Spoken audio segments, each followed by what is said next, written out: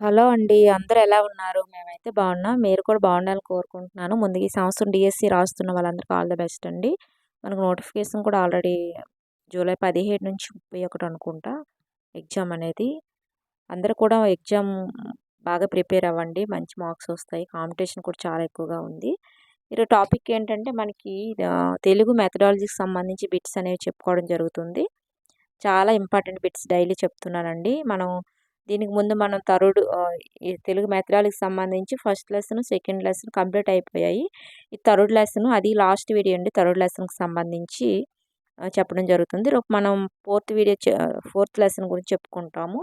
ఇదే మెథడాలజీకి సంబంధించి. అలాగే దీనికి ముందు మనము third, fourth, fifth, sixth, seventh, eighth Telugu text బుక్‌లనేవి కంప్లీట్ అయిపోయాయండి. అది కంటెంట్ అనేది కంప్లీట్ అయింది. తెలుగు కంటెంట్ అనేదండి. అది లెసన్ వైజ్ చెప్పానండి. చాలా వీడియోస్ వచ్చాయి. చాలా అసలు అంతే లెసన్‌లో ప్రతి లెసన్ కూడా మనం ఏ లెసన్‌కి ఏ బిట్స్ వస్తాయి, ఎలా వస్తాయి అనేది కూడా వివరించి చెప్పడం జరిగింది. చాలా ఇంపార్టెంట్ బిట్స్ పెట్టాను. ఒకసారి చెక్ చేయండి. కొన్ని వీడియోస్ నేను డిస్క్రిప్షన్‌లో పెడతాను. ఒకసారి చెక్ చేసుకోండి. అలాగే చాలామంది సబ్స్క్రైబ్ చేయకుండా చూస్తున్నారండి. సబ్స్క్రైబ్ చేసుకోండి ఛానల్‌ని. మీకు వెంటనే నోటిఫికేషన్ వస్తుంది. చదవడానికి కూడా వీలుగా ఉంటుంది. అవి చదివిన వెంటనే ఒక నోట్‌బుక్‌లో రాసుకుంటే మీకు రివిజన్ కూడా చాలా యూజ్ అవుతుందండి. అందువల్ల చెప్తున్నాను. ఒక దగ్గర రాసుకోండి. ఒకసారి చదివిస్తే మనకు గుర్తుండవండి. ఆ టైంకి మర్చిపోతాము. అందువల్ల ఒక నోట్‌బుక్‌లో రాసుకుంటే మీకు గుర్తుంటాయి. అలాగే వీడియో మాత్రం స్కిప్ చేయకుండా మొత్తం చూడండి. నేను నిన్న చెప్పిన వీడియోకి కంటిన్యూషన్ అండి ఈ వీడియో. నిన్న వెచ్ నిన్న చూ పెట్టిన వీడియో చూస్తేనే మనకి ఈ వీడియో అనేది మనకి ఐడియా ఉంటుందండి. కంటిన్యూషన్ అనేది చెప్పడం జరుగుతుంది. ఒకే లెసన్ కాబట్టి నిన్న చెప్పిన వీడియోకి ఈరోజు కంటిన్యూషన్ అనేది చెప్పడం జరుగుతుంది. ఓకే అండి. ఈరోజు లెసన్ ఏంటంటే మనకి ఆహ్, తెలుగు మెథడాలజీలో థర్డ్ లెసన్ అండి. మాతృభాష స్వభావం, నిర్మాణం, ప్రాధాన్యం, భాషోత్పత్తి వాదాలు, ధ్వని, అర్థ విపరిణామాలు. ఈ లెసన్‌కి సంబంధించి మనం బిట్స్ అనేవి చెప్పుకుంటున్నాం. అది లాస్ట్ వీడియో అండి ఈ లెసన్‌కి సంబంధించి. రేపు మనం ఫోర్త్ లెసన్ చెప్పుకుందాము. చూడండి. మానవ భాషకు మార్పు అనేది ఏంటి? మానవ భాషకు మార్పు అనేది ఏంటి? సహజ లక్షణమా? అసహజ లక్షణమా? నియతి లక్షణం? లక్షణ విరుద్ధం ఏమవుతుంది? మానవ భాషకు మార్పు అనేది అని అడుగుతున్నారు. మనకి ఇక్కడ ఆప్షన్ 1 అండి. సహజ లక్షణం. ఏంటండి? మానవ భాషకు మార్పు అనేది ఏంటండి? సహజ లక్షణం కింద వస్తుంది. నెక్స్ట్ కాలక్రమంలో భాషలోని శబ్దాల్లో మార్పు గల పేరు ఏంటి? కాలక్రమంలో భాషలోని శబ్దాలలో మార్పుకు గల పేరు ఏంటని అడుగుతున్నారు. ఫస్ట్ చూడండి. అర్థ విపరిణామం, ధ్వని పరిణామం, భాషా పరిణామం, వ్యాకరణ పరిణామం. ఈ నాలుగింట్లో ఏంటని అడుగుతున్నారండి. కాలక్రమంలో భాషలోని శబ్దాల మార్పు గల పేరు ఏంటంటే మనకి ఇక్కడ ఆప్షన్ 2 అండి. ధ్వని పరిణామం అవుతుంది. కాలక్రమంలో భాషలోని శబ్దాలలో మార్పు గల పేరంటే ధ్వని పరిణామం. నెక్స్ట్ భాషకు బాహ్య రూపమైన శబ్ద స్వరూపంలోను నిర్మాణంలోను జరిగే మార్పు గల పేరు ఏంటి? భాషకు బాహ్య రూపమైన శబ్ద స్వరూపంలోను నిర్మాణంలోను జరిగే మార్పు గల పేరు ఏంటని అడుగుతున్నారు. మనకు ఫస్ట్ చూడండి. ధ్వని పరిణామం, అర్థ విపరిణామం, వాక్య పరిణామం, వ్యాకరణ పరిణామం. ఈ నాలుగింట్లో ఏంటని అడుగుతున్నారు. మనకు ఆప్షన్ 1 అండి. ధ్వని పరిణామం. భాషకు బాహ్య రూపమైన శబ్ద స్వరూపంలోను నిర్మాణంలోను జరిగే మార్పులకు గల పేరు ఏంటంటే ధ్వని పరిణామం అవుతుంది. ధ్వని మార్పులను మొట్టమొదటిసారి వివరంగా తెలిపిన వారు ఎవరు? ధ్వని మార్పులను మొట్టమొదటిసారి వివరంగా తెలిపిన వారు ఎవరు అంటున్నారు. ఫస్ట్ ఆప్షన్ చూడండి. మనకి రాస్మస్ రాస్, యాకూబ్ గ్రీమ్, టాలిమి, కార్ల్ బ్రూగ్మన్. ఈ నలుగురిలో ఎవరు ధ్వని మార్పులను మొట్టమొదటిసారి వివరంగా తెలిపిన వారు అడుగుతున్నారు. మనకి ఇక్కడ ఆప్షన్ 4 అండి. కార్ల్ బ్రోగన్ అండి. కార్ల్ బ్రోగన్ అనే అతను ధ్వని మార్పులను మొట్టమొదటిసారిగా వివరించడం జరిగింది. నెక్స్ట్ గుర్రములు పదం గుర్రాలుగా మారడం ఏ రకమైన ధ్వని పరిణామం? గుర్రములు పదం గుర్రాలుగా మారడం ఏ రకమైన ధ్వని పరిణామం అవుతుంది అని అడుగుతున్నారు. ఫస్ట్ చూడండి. దీర్ఘలోపత, రెండోది లోప దీర్ఘత, 3 వర్ణనాశం, 4 అనుచిత విభాగం. ఈ నాలుగింట్లో ఏదనంటే మనకు ఆప్షన్ 2 అండి. లోప దీర్ఘత. గుర్రములు పదం గుర్రాలుగా మారడం లోప దీర్ఘత ధ్వని పరిణామం అవుతుంది. గుర్రములు పదం గుర్రాలుగా మారడం లోప దీర్ఘత పరిణామం కింద ధ్వని పరిణామం కింద వస్తుంది. నెక్స్ట్ ఆరోది చూడండి. దర్శనం అనే పదం దర్శనంగా మారడం ఏ రకమైన ధ్వని పరిణామం? దర్శనం అనే పదం దర్శనంగా మారడం ఏ రకమైన ధ్వని పరిణామం అవుతుందని అడుగుతున్నారు. ఫస్ట్ చూడండి స్వరభక్తి, రెండోది లోప దీర్ఘత, 3 వర్ణనాశం, 4 వర్ణ వ్యత్యయం. ఈ నాలుగింట్లో ఏదంటే మనకు ఆప్షన్ 1 అండి, స్వరభక్తి అవుతుంది. దర్శనం అనే పదం దర్శనంగా మారడం మనకి స్వరభక్తి రకమైన ధ్వని పరిణామం అవుతుంది. నెక్స్ట్ ప్రాచీన తెలుగులో మకారాంతం పదాలు ఏవి? ప్రాచీన తెలుగులో మకారాంత పదాలు ఏదని అడుగుతున్నా. ఫస్ట్ చూడండి ము, మే, బు. రెండోది ము, ఇమ్ము, ఇంబు. నెక్స్ట్ మూడోది ము, ఇమ్ము, ను. నాలుగోది ము, ఇమ్మ, బు. ఈ నాలుగింట్లో ఏదని అడుగుతున్నారు. మనకు ఆప్షన్ 2 అండి, ము, ఇమ్ము, ఇంబు. ప్రాచీన తెలుగులో మకారాంతం పదాలు ఏంటంటే ము, ఇమ్ము, ఇంబు. నెక్స్ట్ ఒక మాటలో 2 ధ్వనులు పరస్పరం స్థానం మార్చుకోవడం ఏ విధమైన ధ్వని పరిణామం అవుతుంది? ఒక మాటలో 2 ధ్వనులు పరస్పరం స్థానం మార్చుకోవడం ఏ విధమైన ధ్వని పరిణామం అవుతుందని అడుగుతున్నారు. ఫస్ట్ చూడండి వర్ణనాశం, రెండోది వర్ణాధిక్యం, 3 వర్ణలోపం, వర్ణ వ్యత్యయం. ఈ నాలుగింట్లో ఏది? ఒక మాటలో 2 ధ్వనులు పరస్పరం స్థానం మార్చుకోవడం ఏ విధమైన పరిణామం అంటే మనకి ఇక్కడ ఆప్షన్ 4 అనేది కరెక్ట్ అవుతుంది, వర్ణ వ్యత్యయం అవుతుందండి. ఒక మాటలో 2 ధ్వనులు పరస్పరం స్థానం మార్చుకోవడం మనకి వర్ణ వ్యత్యయం పరిణామం అవుతుంది. నెక్స్ట్ ఒకే ధ్వని పక్క పక్కన 2 చోట్ల ఉన్నప్పుడు వాటిలో ఒకటి వేరు ధ్వనిగా మారడం ఏమవుతుంది? ఒకే ధ్వని పక్క పక్కన 2 చోట్ల ఉన్నప్పుడు ఒకే ధ్వని పక్క పక్కన 2 చోట్ల ఉన్నప్పుడు వాటిలో ఒకటి వేరు ధ్వనిగా మారడం ఏమవుతుందని అడుగుతున్నారు. ఫస్ట్ చూడండి వర్ణ విభేదనం, వర్ణ వ్యత్యయం, 3 స్వరభక్తి, 4 సంప్రసారణం. ఈ నాలుగింట్లో ఏదని అడుగుతున్నారు. మనకి ఇక్కడ ఆప్షన్ 1 అండి, వర్ణ విభేదనం అవుతుంది. ఒకే ధ్వని పక్క పక్కన 2 చోట్ల ఉన్నప్పుడు వాటిలో ఒకటి వేరు ధ్వనిగా మారడం మనకి వర్ణ విభేదనం అవుతుంది. నెక్స్ట్ మనకు చూడండి తెలుగులో అగ్రాచ్చు ముందు కకారం ఎలా మారుతుంది? తెలుగులో అగ్రాచ్చు ముందు కకారం ఎలా మారుతుందని అడుగుతున్నారు. ఫస్ట్ చూడండి చకారం, పకారం, సకారం, యకారం. ఈ నాలుగింట్లో ఏంటంటే మనకి ఇక్కడ ఆప్షన్ 1 అండి, చకారం అవుతుంది. తెలుగులో అగ్రాచ్యం ముందు కకారం మనకి చకారంగా మారుతుందన్నమాట. తెలుగులో అగ్రాచ్చు ముందు కకారం మనకి చకారంగా మారుతుంది. నెక్స్ట్ పదాంతంలో నాదస్పర్శాలు శ్వాసాలుగా మారడం క్రింది వాటిలో ఏ భాషలో జరుగుతుంది? పదాంతంలో నాదస్పర్శాలు శ్వాసాలుగా మారడం క్రింది వాటిలో ఏ భాషలో జరుగుతుందని అడుగుతున్నారు. ఫస్ట్ చూడండి గోండి, రెండోది కొడగు, 3 సంస్కృతం, 4 బ్రాహ్మీ. ఈ నాలుగింట్లో ఏంటని అడుగుతున్నారు. మనకి ఆప్షన్ 3 అండి, సంస్కృతం అండి.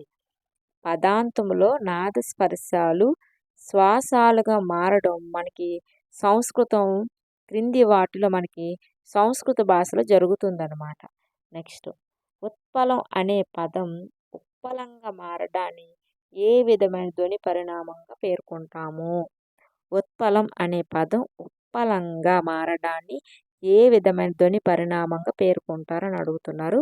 ఫస్ట్ చూడండి వర్ణ సమీకరణం, వర్ణలోపం, మూడోది వర్ణాగము, 4 స్వరభక్తి. ఈ నాలుగింట్లో ఏంటంటే అడుగుతున్నారు. మనకి ఇక్కడ ఆప్షన్ 1 అండి, వర్ణ సమీకరణం. ఉత్పలం అనే పదం ఉత్పలంగా మారడాన్ని మనకి ధ్వని పరిణామంగా ఏ ఏ విధమైన ధ్వని పరిణామంగా మారుతుందంటే వర్ణ సమీకరణ ధ్వని పరిణామంగా మారుతుంది. నెక్స్ట్ ఒక వర్ణం దాని తరువాత ఉన్న వర్ణానికి అనుగుణంగా మారితే అది ఒక వర్ణం దాని తరువాత ఉన్న వర్ణానికి అనుగుణంగా మారితే అది ఏమవుతుందంటే ఫస్ట్ చూడండి పరముఖ వర్ణ సమీకరణం, 2 పూర్వముఖ వర్ణ సమీకరణం, 3 ధ్వన్యీకరణం, 4 వర్ణ విభేదనం. ఈ నాలుగింట్లో ఏంటి ఒక వర్ణం దాని తర్వాత ఉన్న వర్ణానికి అనుగుణంగా మారితే ఏంటని అడుగుతున్నారు మనకి ఇక్కడ. ఆప్షన్ 1 అనేది కరెక్ట్ అవుతుంది. పరముఖ వర్ణ సమీకరణం, పరముఖ వర్ణ సమీకరణం ఒక వర్ణం దాని తర్వాత ఉన్న వర్ణానికి అనుగుణంగా మారుతుంది పరముఖ వర్ణ సమీకరణం అవుతుంది. నెక్స్ట్ మూల ద్రావిడంలో అలా తెలుగులో అచ్చుల మధ్య ఏ విధంగా మారుతుంది? అలా అనేది తెలుగులో అచ్చుల మధ్య ఏ విధంగా మారుతుంది మూల ద్రావిడంలో అని అడుగుతున్నారు. మనకి ఫస్ట్ చూడండి సే, రెండోది మా, మూడోది లా, నాలుగోది డా. అలా అనేది ఏ విధంగా మారుతుందని అడుగుతున్నారు. మనకు ఆప్షన్ 4 అండి డాగా మారుతుంది. మూల ద్రావిడంలో అలా అలా తెలుగులో అచ్చుల మధ్య డాగా మారుతుంది. నెక్స్ట్ ప్రాచీన తెలుగులో రా బండిరాలు ఏంటి? ప్రాచీన తెలుగులో రా బండిరాలు ఏంటని అడుగుతాను. ఫస్ట్ చూడండి ప్రత్యేక వర్ణాలు, 2 సవర్ణాలు, 3 వివర్ణాలు, 4 ప్రత్యయాలు. ఈ నాలుగింట్లో ఏంటి ప్రాచీన తెలుగులో రా బండిరాలు అని అడుగుతున్నారు. మనకి ఇక్కడ ఆప్షన్ 1 అండి ప్రత్యేక వర్ణాలండి. రా బండీర్ అనేవి మన ప్రాచీన తెలుగులో ప్రత్యేక వర్ణాలు అనేవి అవుతాయి. నెక్స్ట్ వర్ణగమానికి ఉదాహరణ ఏంటి? వర్ణగమానికి ఉదాహరణ ఏంటి అని అడుగుతున్నారు. ఫస్ట్ చూడండి నడిరేయి, చిలుక, మూడోది కోలాటకం, 4 తరువాత. వర్ణగమానికి ఒక ఉదాహరణ పదం ఏంటని అడుగుతున్నారు మనకి ఇక్కడ. ఆప్షన్ 3 అండి కోలాటకం. ఏమండి కోలాటకం అనేది వర్ణగమానికి ఒక ఉదాహరణ పదం. వర్ణగమనానికి ఉదాహరణ పదం ఏంటండి కోలాటకం. వీడియోగా నచ్చితే లైక్ చేయండి, షేర్ చేయండి, సబ్స్క్రైబ్ చేయండి ఫ్రెండ్స్. వీడియో స్కిప్ చేయకుండా మొత్తం చూడండి. ఓకే. క్రొత్త, ప్రొద్దు, త్రాచు లాంటి పదాల్లో జరిగే పరిణామం ఏంటి? క్రొత్త, ప్రొద్దు, త్రాచు లాంటి పదాల్లో జరిగే పరిణామం ఏంటని అడుగుతున్నారు. ఫస్ట్ చూడండి వర్ణలోపం, 2 ఆద్యక్షర లోపం, 3 స్వర్ణ భక్తి, 4 వర్ణనాశం. ఈ నాలుగింట్లో ఏంటి క్రొత్త, ప్రొద్దు, త్రాచు లాంటి పదాల్లో జరిగే పరిణామం అని అడుగుతున్నారు. మనకి ఇక్కడ ఆప్షన్ 2 అండి ఆద్యక్షర లోపం అవుతుంది. ఆద్యక్షర లోపం అవుతుంది. క్రొత్త, ప్రొద్దు, త్రాచు లాంటి పదాల్లో జరిగే పరిణామం ఏంటంటే ఆద్యక్షర లోపం అవుతుంది. నెక్స్ట్ అనుచిత విభాగానికి ఉదాహరణ. అనుచిత విభాగానికి ఒక పదం ఉదాహరణ చెప్పండి అని అడుగుతున్నారు. ఫస్ట్ చూడండి జంతువులు, 2 గుర్రాలు, 3 చిలుకలు, 4 పక్షులు. అనుచిత విభాగానికి సంబంధించి ఒక ఉదాహరణ పదం అని అడుగుతున్నారు. మనకి ఇక్కడ ఆప్షన్ 3 అండి చిలుకలు. ఏంటండి చిలుకలు. అనుచిత విభాగానికి ఉదాహరణ పదం ఏంటంటే చిలుకలు. నెక్స్ట్ లోపదీర్ఘత దానికి ఒక ఉదాహరణ. లోపదీర్ఘతకు ఉదాహరణ ఒక పదం చెప్పండి అని అడుగుతున్నారు. ఫస్ట్ చూడండి పనతి, 2 చిలుకలు, 3 తర్వాతి, 4 చీకు. ఈ నాలుగింట్లో ఏంటి లోపదీర్ఘతకు ఉదాహరణ అని అడుగుతున్నారు. మనకి ఇక్కడ ఆప్షన్ 4 అండి చీకు. లోపదీర్ఘత దానికి ఒక ఉదాహరణ పదం ఏంటంటే చీకు అండి. అనుచిత విభాగానికి ఉదాహరణ పదం ఏంటంటే చిలుకలు. లోపదీర్ఘతకు సంబంధించి ఉదాహరణ పదం ఏంటంటే చీకు. వర్ణ సమీకరణానికి ఉదాహరణ పదం ఏదని అడుగుతున్నారు. వర్ణ సమీకరణానికి ఉదాహరణ పదం ఏదని అడుగుతున్నారు. ఫస్ట్ చూడండి పదులు, రెండోది నవ్వులాట, మూడోది చూపించు, 4 ఎలుక. వర్ణ సమీకరణానికి ఉదాహరణ పదం ఏదని అడుగుతున్నారు. మనకు ఆప్షన్ 1 అండి పదులు. వర్ణ సమీకరణానికి ఉదాహరణ పదం ఏంటంటే పదులు. పదులు అనే పదం వర్ణ సమీకరణానికి ఒక ఉదాహరణ పదం. నెక్స్ట్ అర్ధ విపరిణామానికి సంబంధించి మొట్టమొదటి గ్రంథం రాసింది ఎవరు? అర్ధ విపరిణామానికి సంబంధించి మొట్టమొదటి గ్రంథం రాసినది ఎవరని అడుగుతున్నారు. ఫస్ట్ చూడండి బద్రిరాజు కృష్ణమూర్తి, రెండోది మైకేల్ బ్రెయిర్, 3 చేకూరి రామారావు, 4 నోమ్ చామ్స్కీ. అర్థ విపరిణామానికి సంబంధించి మొట్టమొదటి గ్రంథం రాసింది ఎవరంటే మనకి ఇక్కడ ఆప్షన్ 2 అండి. మైకేల్ బ్రెయిర్ అండి. అర్థ విపరిణామానికి సంబంధించి మొట్టమొదటి గ్రంథం రాసింది మైకేల్ బ్రెయిర్. నెక్స్ట్, అర్థ విపరిణామంపై బాగా కృషి చేసిన భాషావేత్త ఎవరు? అర్థ విపరిణామంపై బాగా కృషి చేసిన భాషావేత్త ఎవరని అడుగుతున్నారు. ఫస్ట్ చూడండి, ఆచార్య జిఎన్ రెడ్డి. రెండోది బద్రిరాజు కృష్ణమూర్తి. 3 చేకూరి రామారావు. 4 తూమాటి దోణప్ప. నలుగురిలో ఎవరు అర్థ విపరిణామంపై బాగా కృషి చేసిన భాషావేత్తని అడుగుతున్నారు. మనకి ఇక్కడ ఆప్షన్ 1 అండి, ఆచార్య జిఎన్ రెడ్డి గారు. ఆచార్య జిఎన్ రెడ్డి గారు అర్థ విపరిణామంపై బాగా కృషి చేసిన భాషావేత్త అండి. నెక్స్ట్, అర్థ వ్యాకోచం అనేది భాషలో ఏ రకమైన పరిణామం? అర్థ వ్యాకోచం అనే భాషలో ఏ రకమైన పరిణామం అడుగుతున్నారు. ఫస్ట్ చూడండి, ధ్వని పరిణామం. 2 వాక్య పరిణామం. 3 వ్యాకరణ పరిణామం. 4 అర్థ విపరిణామం. అర్థ వ్యాకోచం అనేది భాషలో ఏ రకమైన పరిణామం అడుగుతున్నారు. ఫస్ట్ మనకి ఇక్కడ ఆప్షన్ 4 అండి, అర్థ విపరిణామం అవుతుంది. అర్థ వ్యాకోచం అనేది భాషలో మనకి అర్థ విపరిణామం అవుతుందండి. నెక్స్ట్, వీడియో మాత్రం స్కిప్ చేయకుండా చూడండి. వీడియో కానీ నచ్చితే లైక్ చేయండి, షేర్ చేయండి, సబ్స్క్రైబ్ చేయండి ఫ్రెండ్స్.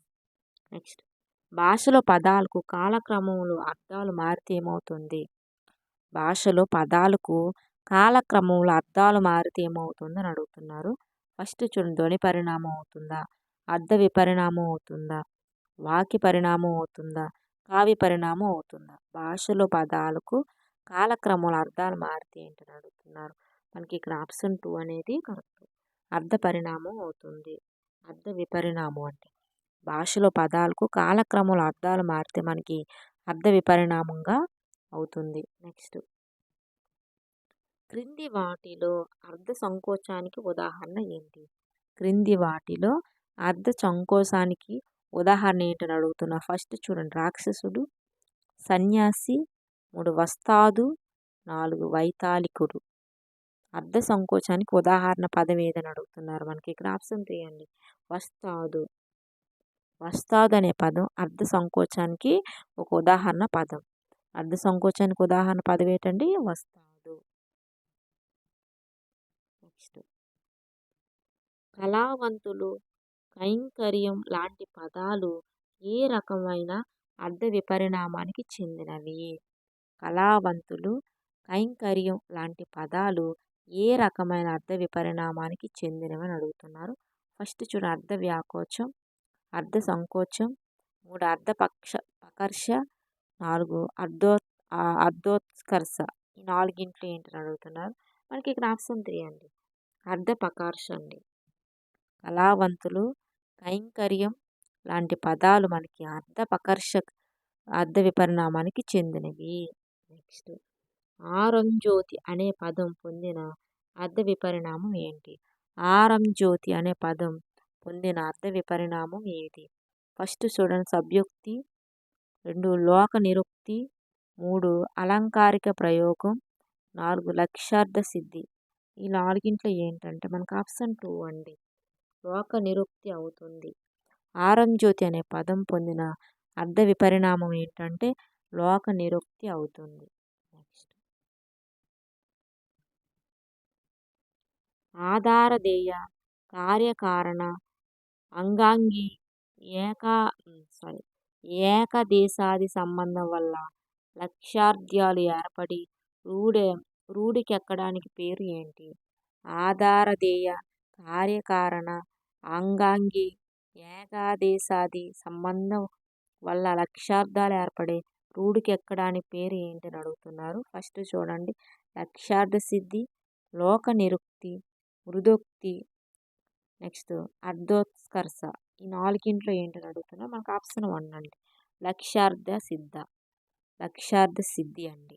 ఆధారదేయ, కార్యకరణ, అంగాంగి, ఏకదేశాది సంబంధం వల్ల లక్ష్యార్థాలు ఏర్పడి రూఢెక్కడానికి పేరు ఏంటంటే లక్ష్యార్థ సిద్ధి. నెక్స్ట్ నారద సింహాచలం అనే పదం ఏ రకమైన అర్థ విపరిణామానికి ఉదాహరణ? నారద సింహాచలం అనే పదం ఏ రకమైన అర్థ విపరిణామానికి ఉదాహరణ అడుగుతున్నారు. ఫస్ట్ చూడండి, లక్ష్యార్థ సిద్ధి, లోక నిరుక్తి, సభ్యోక్తి, 4 అర్థ గౌరవం. ఈ నాలుగింట్లో ఏంటని అడుగుతున్నా, మనకు ఆప్షన్ 2 అండి, లోక నిరుక్తి. నారద సింహాచలం అనే పదం మనకి లోక నిరుక్తి అర్థ విపరిణామానికి ఉదాహరణ. నెక్స్ట్ అర్ధపకర్షకు ఉదాహరణ ఏంటి? అర్ధపకర్షకు ఉదాహరణ పదం ఏంటి అని అడుగుతున్నారు. ఫస్ట్ చూడండి, చాంద చాందసుడు సన్యాసి. 2 తీపి మాటలు చేదు నిజం. 3 వ్యవసాయం ఉద్యోగం. 4 ధర్మరాజు భీముడు. ఈ నాలుగింట్లో ఏంటి అర్ధపకర్షకు ఉదాహరణ అడుగుతున్నారు. మనకు ఆప్షన్ 1 అండి, చాందసుడు సన్యాసి. చాందసుడు సన్యాసి. అర్ధపకర్షకు ఉదాహరణ పదం ఏంటంటే చాందసుడు సన్యాసి. భాషలో కలిగే వస్తు సంబంధ అర్థ విపరిణామానికి ఉదాహరణ ఏంటి? భాషలో కలిగే వస్తు సంబంధ అర్థ విపరిణామానికి ఉదాహరణ అడుగుతున్నారు. ఫస్ట్ చూడండి, సూది, 2వది మొక్కజొన్న, 3వది చీర, 4వది లక్క పెడత. ఈ నాలుగింట్లో ఏంటని అడుగుతున్నారండి. మనకి ఇక్కడ ఆప్షన్ 4 అని లక్క పెడతాం. భాషలో కలిగే వస్తు సంబంధ అర్థ విపరిణామానికి ఉదాహరణ ఏంటంటే లక్క పెడతండి. నెక్స్ట్ వ్యవసాయం అనే పదం ఏ రకమైన అర్థ విపరిణామానికి ఉదాహరణ అడుగుతున్నారండి. వ్యవసాయం అనే పదం ఏ రకమైన అర్థ విపరిణామానికి ఉదాహరణ అడుగుతున్నారు. ఫస్ట్ చూడండి, అర్థ సంకోచం, 2వది అర్థ వ్యాకోచం, 3 అర్థ పకర్ష, 4వది లోక నిరుక్తి. ఈ నాలుగింట్లో ఏంటంటే మనకు ఆప్షన్ 1 అండి, అర్థ సంకోచం అవుతుంది. వ్యవసాయం అనే పదం మనకి అర్థ సంకోచం అనే అర్థ విపరిణామానికి ఉదాహరణ. వ్యవసాయం అనే పదం అర్థ సంకోచం అనే అర్థ విపరిణామానికి ఉదాహరణ అవుతుంది. నెక్స్ట్ పాతకాలంలో అర్థం కంటే అర్వచీన కాలంలో అర్థం నీచమైతే అలాంటి అర్థ విపరిణామానికి పేరు ఏంటి? పాతకాలంలో అర్థం కంటే అర్వచీన కాలంలో అర్థం నీచమైతే అలాంటి అర్థ విపరిణామానికి పేరు ఏంటి అని అడుగుతున్నారు. ఫస్ట్ చూడండి, అర్థ సౌమ్యత, 2వది అర్థ వ్యాకోచం, 3 అర్థ గ్రామ్యత, 4 అర్థ సంకోచం. నాలుగింట్లో ఏంటంటే మనకు ఆప్షన్ 3 అండి, అర్థ గ్రామ్యత అవుతుంది. పాతకాలంలో అర్థం కంటే అర్వచీన కాలంలో అర్థం నీచమైతే అలాంటి అర్థ విపరిణామానికి పేరు ఏంటంటే అర్థ గ్రామ్యత అవుతుంది. నెక్స్ట్ ఒక పదానికి ప్రాచీన కాలంలో ఒక అర్థం ఉండగా అనంతర కాలంలో అర్థంలో మార్పు రావడం ఏమవుతుంది? ఒక పదానికి ప్రాచీన కాలంలో ఒక అర్థం ఉండగా అనంతరం కాలంలో అర్థంలో మార్పు రావడం ఏమవుతుంది అని అడుగుతున్నారు.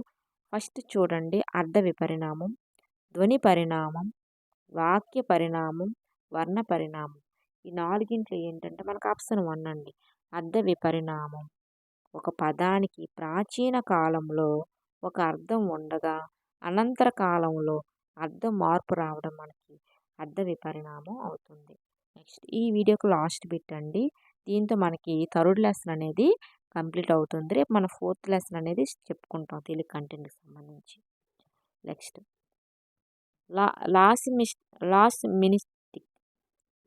లాసెమినిటిక్ అనే దీనికి సంబంధించిన గ్రంథం ఏది? లాసెమినిటిక్ అనే దీనికి సంబంధించిన గ్రంథం ఏదని అడుగుతున్నారు. ఫస్ట్ చూడండి, అర్థ విపరిణామం, ధ్వని పరిణామం, న్యాయ పరిణామం, నెక్స్ట్ వర్ణ పరిణామం.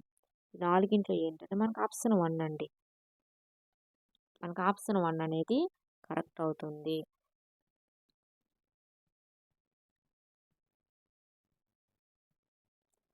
అర్థ విపరిణామం అవుతుంది. లాసెమినిటిక్ అనే అనే అర్థ విపరిణామంకు సంబంధించిన గ్రంథం. అర్థ విపరిణామంకు సంబంధించిన గ్రంథం అండి. అదండి ఈరోజు సంబంధించి మనం చెప్పుకోవాల్సిన వీడియో అండి. ఇది ఈ రోజుతో మనకి థర్డ్ క్లాస్కి సంబంధించి బిట్స్ అనేవి కంప్లీట్ అయ్యాయి.